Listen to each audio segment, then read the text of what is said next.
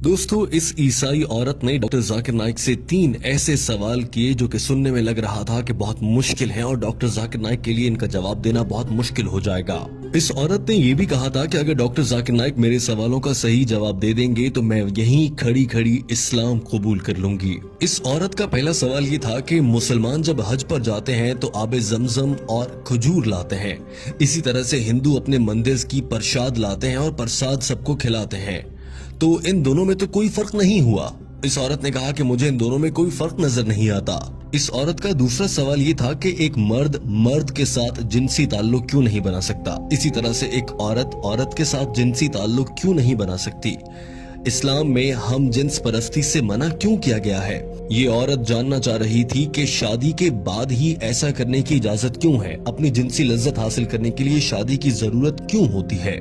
और हम जिन्स परस्ती जिसमें मर्द को औरत के साथ करने वाली लज्जत ही महसूस होती है या औरत को मर्द के साथ वाले ताल्लुक की लज्जत ही महसूस होती है, उससे मना क्यों किया गया है। इस ईसाई औरत का तीसरा सवाल ये था कि जन्नत में हजरत आदम अलैहिस्सलाम के कहने पर अम्मा हवा ने कुछ खाने का फल खा लिया था, जिसकी वजह से आज तक उन्हें भुगतना पड़ रहा है और औरतों को बच्चे पैदा करने की जिम्मेदारी दे दी गई है कि औरतों को ही इसी दर्द से क्यों गुजरना पड़ता है। इस औरत ने कहा कि मेरा सवाल ये है कि क्या ये सच है कि औरतों को बच्चा जनने की तकलीफ इसीलिए दी गई है क्योंकि अम्मा हवा ने हजरत आदम के कहने पर गलती से वो फल खा लिया था, इसीलिए सारी दुनिया की औरतों को सजा के तौर पर अब बच्चा पैदा करने की तकलीफ से गुजरना पड़ता है।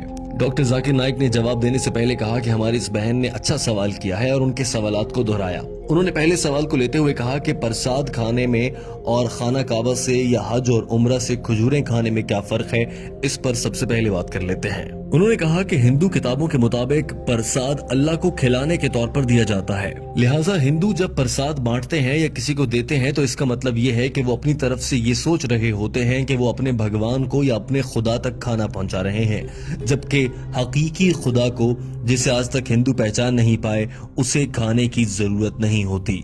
अल्लाह ताला कुरान पाक की सूरा इनाम में फरमाता है, अल्लाह सबको खिलाता है मगर अल्लाह को किसी के दिए गए खाने की जरूरत नहीं है। किस इंसान की ये जरूरत है कि वो अल्लाह ताला को खाना खिलाने का सोच सके या ऐसी बात कर सके। डॉक्टर जाकिर नाइक ने कहा कि कुरान पाक में 3 से 4 मरतबा ये कहा गया है कि गैरुल्लाह के नाम से मंसूब करके खिलाया गया खाना हराम होता है, यानी अल्लाह के सिवा किसी को शरीक ठहराते हुए उसके नाम पर दिया गया कोई भी खाना हराम होगा। लिहाजा चूंकि प्रसाद गैरुल्लाह से मंसूब होती है तो वो खाना हराम है। अब बात कर लेते हैं खजूर की, जो कि मुसलमान खाना कावा से या उम्रे से वापसी पर लाते हैं। हम मुसलमान खजूर खाते हुए या आबे जमजम पीते हुए ये हरगिज नहीं कहते कि हम अल्लाह को खिला रहे हैं।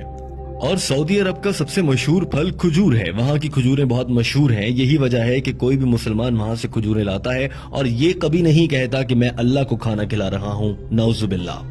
डॉक्टर जाकिर नाइक ने कहा कि ये भी जहन में रहे कि खजूर बहुत मुफीद ग़िज़ा है और सेहत के लिए भी बहुत अच्छी है, लेकिन याद रखिए अगर हिंदू प्रसाद के नाम पर खजूर भी देगा तो वो खाना हराम है, क्योंकि ये गैरुल्लाह के नाम से नामजद या मंसूब है, लिहाजा मुसलमान इसे नहीं खा सकते और ये खाना हराम होगा, भले कोई हिंदू प्रसाद की सूरत में खजूर ही दे रहा हो। दूसरे सवाल की जाने बढ़ने से पहले डॉक्टर जाकिर नाइक ने कह दिया कि ये है हिंदू और मुसलमान में फर्क कि मुसलमान ऐसा नहीं समझते कि उनके बनाने वाले रब्बे ताला को, अल्लाह को किसी के खाने की जरूरत है, जबकि हिंदू ऐसा समझते हैं कि उनके भगवान को खाना खिलाने की जरूरत है। डॉक्टर जाकिर नाइक ने कहा कि हमारी इस बहन का दूसरा सवाल ये था कि हम जिन्स परस्ती क्यों गलत है, मर्द के साथ और औरत के साथ सेक्स या जिनसी ताल्लुकात क्यों नहीं रख सकते, जबकि मकसद तो लुत्फ लेना ही होता है और इसके लिए शादी करने की क्यों जरूरत है, शादी के बगैर ये सब क्यों नहीं किया जा सकता। डॉक्टर जाकिर नाइक ने इसका जवाब देने के लिए कुरान पाक की आयत का हवाला दिया और कहा, अल्लाह ताला कुरान पाक की सूरह असरा आयत नंबर 32 में फरमाता है कि ज़िना के करीब मत जाओ क्योंकि ये बेहयाई और बुरा रास्ता है। और कुरान पाक में एक और जगह इरशाद फरमाया गया है कि और तुम मर्दों के साथ जिनसी ताल्लुक रखते हो, यानी तुम हद से गुजरते हो, बिलाशुबा ये बेहयाई है, यानी तुम इस्लाम में लगाई गई हम जिन्स परस्ती पर पाबंदी को तोड़ने वाले हो, जो कि हराम है। और अल्लाह ताला ने मियाँ बीवी के लिए एक दूसरे के दिल में मोहब्बत रख दी है, बेशक गौर करने वालों के लिए इसमें बहुत सी निशानियां हैं। लिहाजा हम जिन्स परस्ती से लज्जत लेना कुरान पाक की रूह से इंतहाई गलत है اور ہم جنس پرستی میں لطف تو ہو سکتا ہے مگر محبت نہیں ہو سکتی، جو کہ اللہ تعالیٰ نے خالصتاً میاں بیوی میں ایک دوسرے کے لیے رکھتی ہے۔ اور سائنس بھی یہ کہتی ہے کہ انسان حقیقت میں ہم جنس پرستی کو ناپسند کرتے ہیں۔ اب آپ یہ بھی نکتہ اٹھا سکتی ہیں یا اٹھاتی ہوں گی اکثر کہ ہم جنس پرستی دو لوگ اپنی مرضی سے کر رہے ہیں، ہم اس میں کون ہوتے ہیں بولنے والے، لیکن ہمارے خدا نے، اللہ تعالیٰ نے اس سے منع فرمایا ہے۔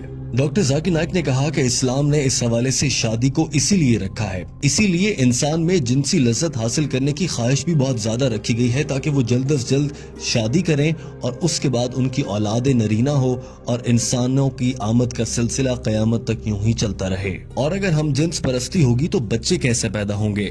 ڈاکٹر ذاکر نائک نے کہا کہ حضرت محمد صلی اللہ علیہ وآلہ وسلم نے ارشاد فرمایا کہ میاں بیوی کا آپس میں جنسی تعلق رکھنا دراصل عبادت ہے۔ اور آج سائنس ہمیں یہ کہہ رہی ہے کہ ایک جانب وہ لوگ جو شادی کرتے ہیں مختلف جنس کے لوگوں سے اور دوسری جانب وہ لوگ جو ہم جنس پرستی کرتے ہیں ان کے درمیان موازنہ کریں تو شادی کرنے والے لوگ زیادہ خوشگوار اور اچھی زندگی گزارتے ہیں۔ ڈاکٹر ذاکر نائک نے یہ بھی کہا کہ اسلام، یہودیت، عیسائیت اور تمام مذاہب ہی ہم جنس پرستی سے روکتے ہیں اور یہ انسان کی صحت اور اس کی نفسیات کے خلاف ہے۔ ڈاکٹر ذاکر نائک نے کہا کہ میں جب کینیڈا گیا تو میں نے وہاں پر دیکھا کہ ہم جنس پرستی کے اشتہار لگے ہوئے تھے، جبکہ کینیڈا جیسے ملک میں اس سے منع کیا گیا ہے۔ پوری دنیا میں اس سے منع کیا جا رہا ہے اور اب دنیا کو یہ سمجھ آ رہی ہے کہ یہ کام غلط ہے اور پوری دنیا اب ہم جنس پرستی پر پابندی لگا رہی ہے، مگر بھارت میں ہم جنس پرستی کو اور اس رواج کو فروغ دینے کی باتیں ہو رہی ہیں اور اسے عام کرنے کے لیے قانون بنانے کی باتیں کی جا رہی ہیں، جو کہ غلط ہے۔ ڈاکٹر ذاکر نائک نے تیسرے سوال کی جانب بڑھنے سے پہلے یہ بات واضح کر دی کہ ہم جنس پرستی آپ کو جہنم میں لے کر جائے گی۔ اور اب آ جاتے ہیں تیسرے سوال کی جانب۔ ڈاکٹر ذاکر نائک نے کہا کہ تیسرا سوال یہ تھا کہ اگر اماں حوا نے جنت میں گندم کا دانہ کھایا اور وہ دنیا میں آ گئیں تو اب اس کے بعد سے دنیا کی ساری عورتوں کو بچہ جننے کے لیے وہ تکلیف سہنا پڑے گی اور یہ اس بات کی سزا ہے۔ انہوں نے کہا کہ ایسا غلط ہے، دراصل یہ بائبل میں لکھا گیا ہے اور بائبل کی وجہ سے ہی عیسائی حضرات یہ خیال کرتے ہیں کہ عورت کو بچہ جننے کی تکلیف سے اسی لیے گزرنا پڑتا ہے کہ اس نے جنت میں گندم کا دانہ کھا لیا تھا، مگر اسلام میں کہیں بھی ایسا نہیں کہا گیا کہ اس غلطی کی اکیلی ذمہ دار اماں حوا تھی۔ ہر موقع پر دونوں کو ہی قصوروار ٹھہرایا گیا ہے۔ قرآن پاک میں 3 جگہ ایسا آیا ہے جس سے اندازہ ہو جاتا ہے کہ اس غلطی کو دونوں ہی پر ذمہ داری ڈالی گئی تھی۔ مثال کے طور پر ایک جگہ کہا گیا کہ ہم نے ان دونوں کو منع کیا کہ گندم کا دانہ نہیں کھانا، ایک اور جگہ کہا گیا کہ ان دونوں نے اللہ سے معافی مانگی، اور ایک اور جگہ کہا گیا کہ ان دونوں کی غلطی پر ہم نے انہیں سزا کے طور پر دنیا میں بھیج دیا۔ ہر جگہ پر دونوں کا ذکر ہوا ہے، اکیلی حضرت اماں حوا علیہ السلام کا ذکر نہیں ہوا۔ لہٰذا قرآن پاک کی روح سے حضرت اماں حوا اور حضرت آدم علیہ السلام دونوں ہی ذمہ دار ہیں۔ چونکہ بائبل میں کچھ تبدیلیاں کر دی گئی ہیں اس لیے بائبل میں معلومات بدل گئیں اور اب عیسائی مذہب کے فالو کرنے والے لوگ اسے غلط سمجھ بیٹھتے ہیں، جبکہ اسلام میں ایسا بالکل بھی نہیں ہے۔ آپ قرآن پاک میں پڑھیں گی تو آپ کو معلوم ہوگا کہ عورت کے لیے حمل بد دعا نہیں بلکہ خوش قسمتی ہے۔ سورہ نساء آیت نمبر 1 میں فرمایا گیا کہ اپنی عورت کا خیال رکھو اور ان کے ساتھ اچھے سے پیش آؤ۔ ایک اور جگہ فرمایا گیا کہ ہم نے انسان کو اپنے والدین کے ساتھ اچھے طریقے سے پیش آنے کا حکم دیا ہے، کیونکہ اس کی ماں نے حمل اور بچے کو پیدا کرنے کی تکلیف اٹھائی ہے۔ اسی طرح سے ایک حدیث ہے کہ ایک صحابی نے آپ صلی اللہ علیہ وآلہ وسلم سے دریافت کیا کہ یا رسول اللہ، میں اپنے والدین میں سے ماں کے ساتھ اچھا سلوک کروں یا باپ کے ساتھ؟ آپ صلی اللہ علیہ وآلہ وسلم نے فرمایا اپنی ماں کے ساتھ۔ اس شخص نے پھر یہی سوال دہرایا اور دوسری مرتبہ میں بھی آپ صلی اللہ علیہ وآلہ وسلم نے فرمایا کہ اپنی ماں سے۔ تیسری مرتبہ کے سوال میں بھی یہی جواب ملا اور چوتھی مرتبہ کے سوال کے جواب میں آپ صلی اللہ علیہ وآلہ وسلم نے فرمایا کہ اپنے والد سے۔ لہٰذا 3 بار ماں کے احترام کا کہا گیا ہے۔ Gold medal, silver medal, jubilee medal سبھی ماں کو ملے ہیں، اس کے بعد والد کی بات ہے۔ اس کا مطلب یہ ہرگز نہیں ہے کہ والد کا احترام نہ کیا جائے، مگر ماں کا بہت احترام ہے۔ اور ڈاکٹر ذاکر نائک نے یہ بھی کہا کہ اللہ تعالیٰ نے اسی لیے یہ ذمہ عورت کو دیا ہے۔ بتائیں آپ، کیا کوئی مرد بچے کو جنم دے سکتا ہے؟ ہرگز نہیں۔ ڈاکٹر ذاکر نائک نے کہا کہ مجھے امید ہے آپ کو اپنے سوالوں کا جواب مل گیا ہوگا۔ اس عورت نے ہاں میں جواب دیا تو ڈاکٹر ذاکر نائک نے سوال کیا، کیا آپ اللہ کو ایک واحد عبادت کے لائق مانتی ہیں؟ ڈاکٹر ذاکر نائک نے سوال کیا کہ آپ حضرت عیسیٰ علیہ السلام کو خدا مانتی ہیں؟ اس عورت نے جواب میں کہا نہیں۔ ڈاکٹر ذاکر نائک نے سوال کیا کہ پھر آپ انہیں کیا مانتی ہیں؟ جواب دیا کہ میں انہیں پیغمبر مانتی ہوں۔ سوال ہوا کہ کیا آپ حضرت محمد صلی اللہ علیہ وآلہ وسلم پر ایمان رکھتی ہیں اور انہیں اللہ کا آخری نبی مانتی ہیں؟ عورت نے جواب دیا جی ہاں، میں ان پر یقین رکھتی ہوں اور وہ اللہ کے آخری نبی ہیں۔